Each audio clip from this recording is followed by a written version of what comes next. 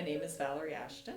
I do acrylic, pastel, mixed media, and collage. I have been associated with Latcham Gallery for a long time. I'm not even sure how long.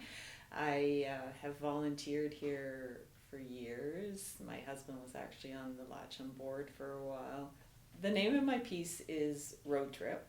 There's a group called Februage, and what they do is they give artists a word for every day in February, and people just make collages every day. So I got used to making that collage every day, and at the end of February it's like, okay, now I need to keep doing this. So I was trying to think of sort of something to inspire me, and listening to the radio I heard today was whatever day, and realized every day seems to be a national something day. So I looked it up and found all these national days, and it turns out like every day is almost like 5 different national days. And so every day I would make a national something day. And this one was national, I think it was National Road Trip and Condiment Day or something, like just strange things, and I'd combine those, and that's how I came up with this one. Before the pandemic, I was involved with critique groups outside the house.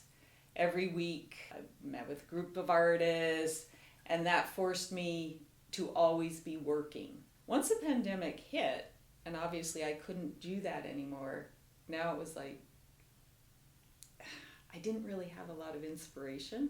Not long after the pandemic, and when we were all in lockdown, a virtual, they called it a studio jam. And basically it was just so artists could get together virtually to have that connection. And you did whatever you wanted. You're working at home and everybody's working at home. Through that group, I found the Paris Collage Collective, and every week they put out an image and have artists use that image in collages. So I got involved with that. Then I got involved with the Februage.